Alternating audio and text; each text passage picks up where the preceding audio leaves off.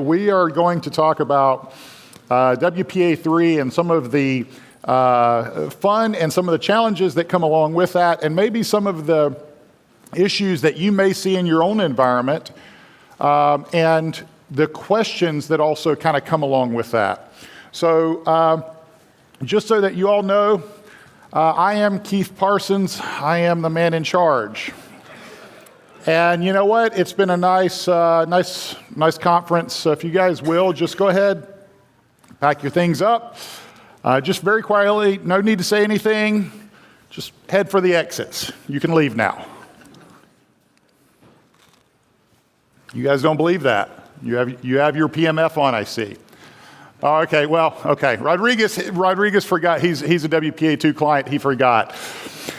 So I'm Jonathan Davis. I go by JD. You can find me at Subnetwork on most of the major network, social networks. There's my LinkedIn. And as JJ tried to call me out on yesterday, I did open port 80 on our firewall for ACME support because I like certificates. So WPA2, let's talk about it briefly. If you don't already know this, it is well past its expiration date. It is like moldy milk in your fridge that you forgot about because it was in the very back. You don't want to open it. You don't want to drink it. You should be careful as you remove it from your home. More importantly, your network. That's my feelings on it. It was released over 20 years ago. And when you think about that, like, first of all, we have to appreciate the fact that we have a protocol that is a security protocol that's 20 years old. Like, that's amazing. Like, really, like, legitimately, that's amazing. And yes, it's had some issues, right? We know that we've had some vulnerabilities, but we've been able to work around those to keep the wheels on and keep things moving. And it has served us, for the most part, quite well, which may be one of the reasons that you have a hard time removing it from your environment, right?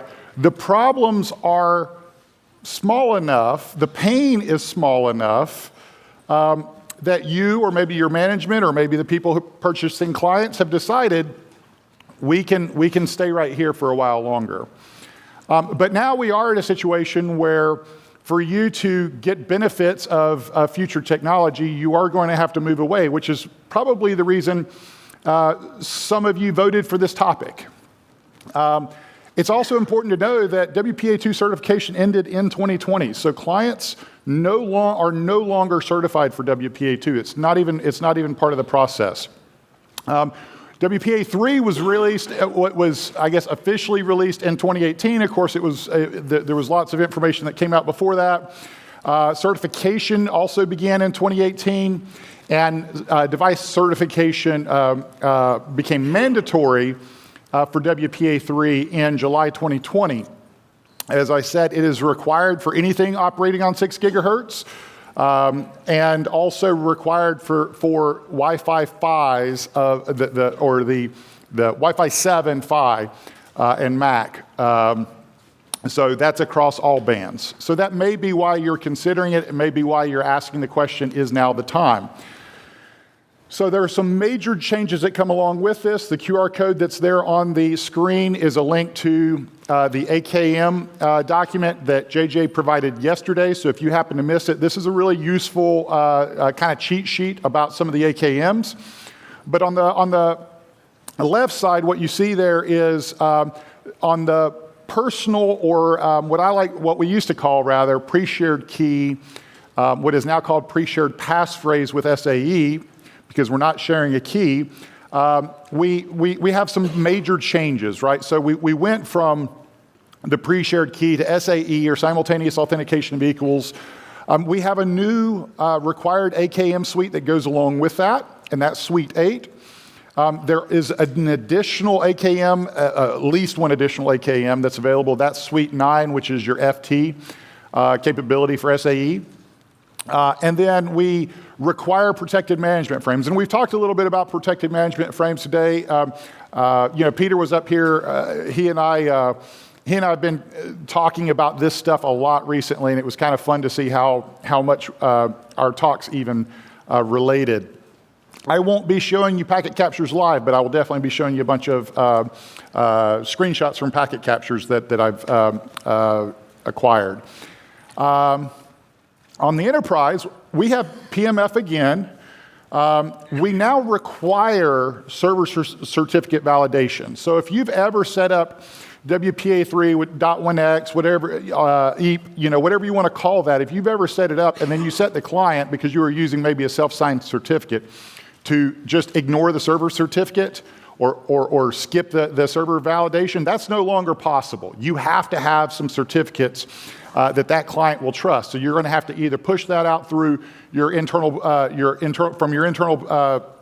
CA, or you're going to have to use certificates that due to the chaining, that client's going to automatically trust. So this is an important thought and an important consideration. We have, again, new AKMs available for it, and 192-bit mode is available. Obviously, we kind of all think of this from the, oh, well, that's for the government and that's for the extra secure stuff, but I think we'll start to see this really used in many more places. 192-bit still it actually does use 256-bit AES, just so we're clear on that.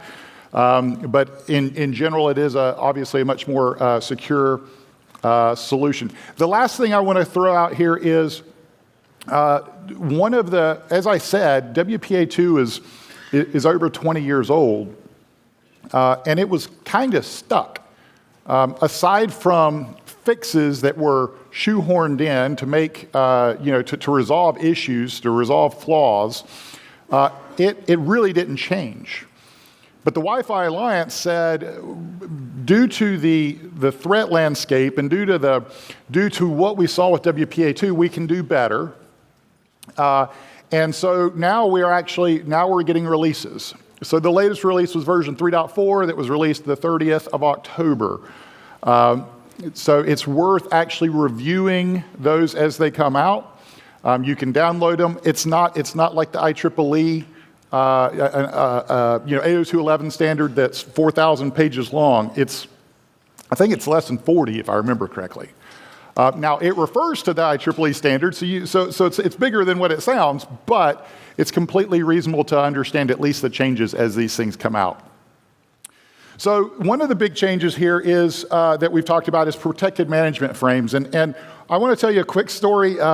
My vendor, the vendor because I was a customer at that point, my vendor came to me one day and said, look, I don't know if you've been watching PMF and what they're doing with protected management frames, but you're soon not going to be able to do over-the-air wire packet captures. I know you like to do those, but you're not going to be able to do those. You're going to have to do everything through the infrastructure. And really what he was trying to convince me was, don't spend money on tools, don't spend money on survey equipment, don't spend money on all that. You can spend that money with us, and we're going to give you access to packet captures on the back end. This is legitimately the discussion that we had. And at the time, it freaked me out just enough that I had to go do a little bit of research myself. But this was kind of the idea. In fact, I even remember seeing, I think 5 or 6, maybe 7 years ago here, some conversations and some presentations that alluded to the fact that packet captures were going to change. What we can see from the network was going to change. So the question is, if PMF could be so bad, why do we need it, right? If we go back to this, the kind of the way I started this, this, if you think about it, is very much like this, right? We all, well, not all of us, but many of us in this room have a flipper. I know partly because I saw some interesting Bluetooth exchanges going on earlier, but I've also seen many of you walking around and checking and just trying new things with it. And if you have the appropriate board for this, sending spoofed Deauths is very easy. And the thing to know about a Deauth is there is no verification, there is no negotiation, there's not even an acknowledgement. If you hear a Deauth, you immediately restart the process to rejoin the network. That's it, end of story. So you can tell that, and this is the reason Deauths have had the potential to be such a problem in WPA2. Protected management frames gives us an opportunity, though, so that we can address that. First of all, I want to be clear. You may have heard may have heard a few people mention beacon protection.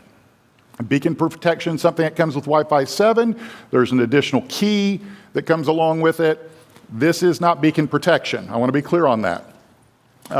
You will also see management frame protection and protected management frames used interchangeably. So protected management frames is what the Wi-Fi Alliance calls it. IEEE calls it management frame protection. And that quote there is actually from the WPA3 standard. And I want to show it to you so that you can kind of have a hint, right? The AP's BSS configuration shall be PMF, protected management frames required. The AP sets management frame protection capable to 1 and management frame protection required to 1 in beacons and probe responses of the BSS. What we're seeing there is a hint when you see MFP used in a WPA document that you should be referring to the IEEE standard to understand this. Does that make sense for everyone? So yes, it's used interchangeably. No, you're not crazy, and it's completely okay. Don't confuse this with Cisco's infrastructure management frame protection, I think is what they called it. It's been a while, but I believe that was the correct term. Completely different things, right? So protected management frames actually bring two things, and this is something else that people often, I think, missed, especially in the early days. There's signing, so we can sign a frame that basically provides proof that it came from the correct location, or we can encrypt a frame. So management frames are signed, and then specific frames, unicast management frames, so between the client and directly between a client and a station, or robust action frames are encrypted. Here's a screenshot where we can actually see, even in the beacon, the fact that we have, in this case, signing available to us. So what we're seeing here is this group management cipher suite there at the bottom, and that is used for BIP, which we'll talk about in just a second, but it's broadcast and multicast integrity protocol. That's what we're using to actually sign the frames and be able to say, this came to me from the access point. Keith Parsons told me to leave, not that crazy JD dude who had no business telling me to leave, right? Like, that's the difference here. So again, broadcast multicast integrity protocol. The BIP key is transmitted from the AP to the station during the third exchange of the four-way handshake along with a group temporal key. You remember the four-way handshake? We figure out, okay, do we have a matching PTK? Or I'm sorry, do we have a matching PMK? We generate a PTK. We go back and forth a couple times. Once we actually have an encrypted conversation going on, now we can actually share the group temporal key, right? Because now we have a trusted conversation, and along with that comes the key that we use for BIP. Now, the other thing that occurs here is it has a 48-bit counter that we actually start with this process, and that prevents replay attacks. So not only can I verify that the frame did come from the right source, but I can also verify that it was just sent, not rather than captured and then resent to me later on. Does that make sense? So there's a lot of capability that we have here in a management frame that's not encrypted, but we have a lot of security that's been added. So let's look at an actual encrypted action frame, or at least what we would see when we look into it. You'll see that we actually, for an action frame, we now have CCMP parameters. So that's our hint, okay, this has been encrypted. So if we look at this, which are actually encrypted, as I said, we got robust management frames, disassociation and deauthentication, so specifically those that I was just referring to when I was telling you to get up and leave, or the things that we may use to kick clients off the network, and robust action frames. You can refer to you can get a complete listing of those. I called it out here in 2020. Some of you have access to IEEE, the 802.11 2024. I wish I did. but it'll be released soon and you can all review it. But currently it's in table 951, or 9-51, I should say. And this is what it looks like. So you can see that it's specifically called out. There's a column that calls them out very clearly and indicates whether or not they're robust or not. So how are they encrypted? They are encrypted with the same transient key or pairwise transient key that's used for a data frame. So there's nothing crazy going on here. There's not a lot of additional lift from the client or the access point perspective. They already have the keys in place, so it's just being encrypted just like everything else. Because again, remember, this is Unicast that we're referring to. So, how can you test this yourself?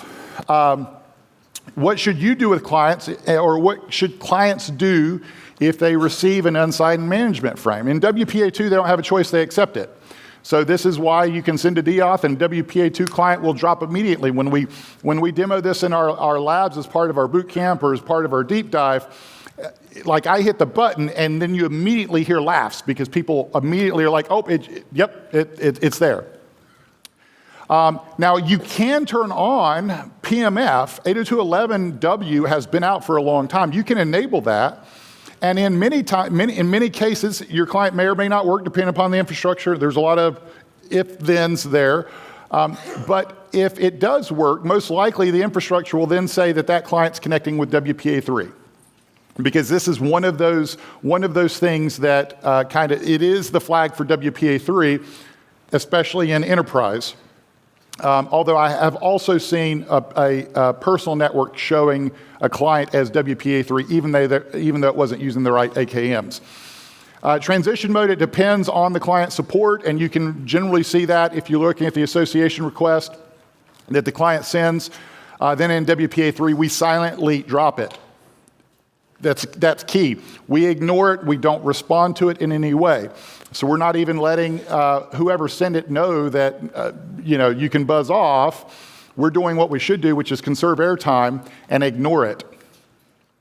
If you were going to test this, there's a couple things I would do as you begin testing clients for WPA3. First of all, just test the association. If you look at it from an enterprise perspective, in general, what we've found is enterprise clients have almost zero issue.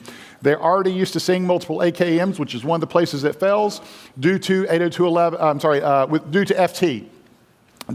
You see the extra AKM for FT. We bloodied our noses and our knuckles on that all the way back in 2008. We've moved past that. Personal networks, some devices that are on personal networks, they haven't supported multiple AKMs, so that's one of the places they fail. So try that, and then use Deauths. It's easy enough to do whether you have a flipper or something else. Do a broadcast from the MAC address of the AP. See how the client responds. Do a unicast from the AP to the client. See how the client responds.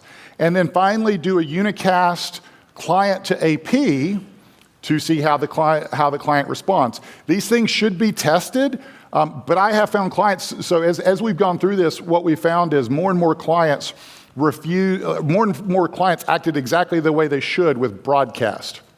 However, I have since started doing it with Unicast, and I found clients that previously did not work correctly. Now they work correctly with broadcast. If I send it Unicast, they stop working correctly again. So there's some testing there as you work through this. So questions to ask, I kind of walked you through that. If it does fail, is it a multiple AKM thing, or is it an unknown AKM thing? You can test this.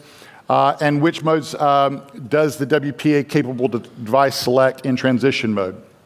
I want to show just really quickly, I've got just a few seconds left, a few packet captures. So in this case, this is a probe response, and we see it first in WPA2, and then we see it in WPA3. What you'll see here is, come on, there we go. What you see there is we have management frame protection capable is true. Management frame protection required is false. So we know right away we're in transition mode. We also see that we have 2 AKMs, so our suites are there. In WPA3, we're back to 1 AKM, and now we also see that BIP that we were talking about previously. I'm going to show just 2 more slides and then I'm done. Here is a Deauth with WPA2. We see no CCMP. We can understand, we can see clearly the reason code, right? So we see that this is a reason code. The reason code is unspecified, but we can decrypt it still, and we understand why that is. In this case, it was the client leaving, and it didn't have to tell you. In WPA3, we can still tell it's a Deauth because that's a specific frame type, right? So we still understand what's going on, but now what we're seeing is our data is encrypted, so we don't actually see that last little bit. That's the thing that's changing here for a lot of these things. Actually, I guess these are the last slides. What's happening here? Really quickly, someone yell at me. It's a bad password. We see authentication, authentication, authentication, authentication, but because it has a bad password, guess what? We're never seeing anything else. This is WPA3. This is SAE. Well, as soon as we change the password, hey, now we're starting to now we can complete the process and we start passing data. What I'm telling you when I show you this is your packet captures are still going to be perfectly usable, perfectly acceptable, and perfectly reasonable. Use WPA3, enjoy the PMF and the safety it brings, and I hope this was useful. Thank you.